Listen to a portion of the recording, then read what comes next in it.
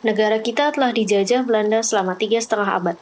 Dalam kurun waktu itu, Indonesia sudah melakukan banyak perlawanan yang dipimpin oleh beberapa pahlawan hebat.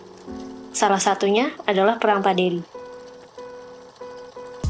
Perang Paderi berlangsung di kawasan Kerajaan Pagaruyung, yang ada di Sumatera Barat. Perang ini bisa dikatakan sebagai perang saudara yang melibatkan sesama Minang dan Mandaling. Perang dimulai dengan munculnya pertentangan agama antara dua kelompok. Yang pertama adalah kaum Paderi.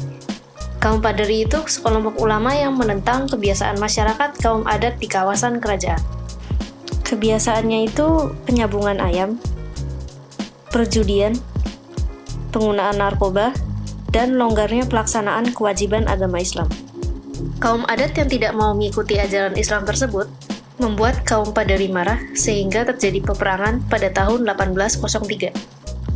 Setelah 18 tahun mereka berperang, kaum adat mulai merasa terdesak, sehingga pemimpin mereka, Sultan Tangkal Alam Bagagan, meminta bantuan kepada Belanda pada tanggal 21 Februari 1821. Meskipun ia tidak berhak membuat perjanjian dengan mengatasnamakan Kerajaan Pagaruyung.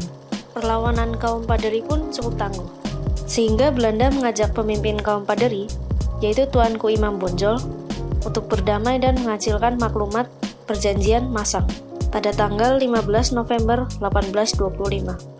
Selama periode ini, Tuanku Imam Bonjol berhasil menyelesaikan masalah agama kaum adat dan kaum Paderi dengan kompromi bernama Plakat Puncak Pato, yang artinya adat berdasarkan agama, agama berdasarkan Al-Quran.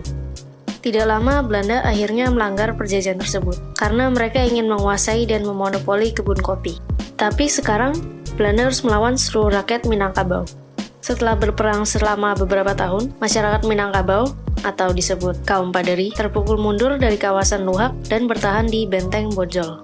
Kaum Paderi berhasil menahan serangan Belanda menggunakan taktik gerilya dan memanfaatkan hutan-hutan rimba di sekitar.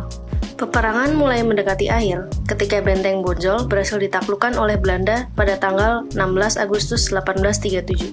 Dan akhirnya Kerajaan Pagaruyung pun jatuh ke tangan Belanda. Meskipun video ini sudah selesai, masih banyak hal-hal penting yang terjadi di peristiwa ini. Jika ingin tahu, silakan menuju Wikipedia, karena situs itu merupakan salah satu sumber video ini. Itu saja buat video yang tidak sempurna ini. Semoga dapat nilai bagus dari Bu Redis.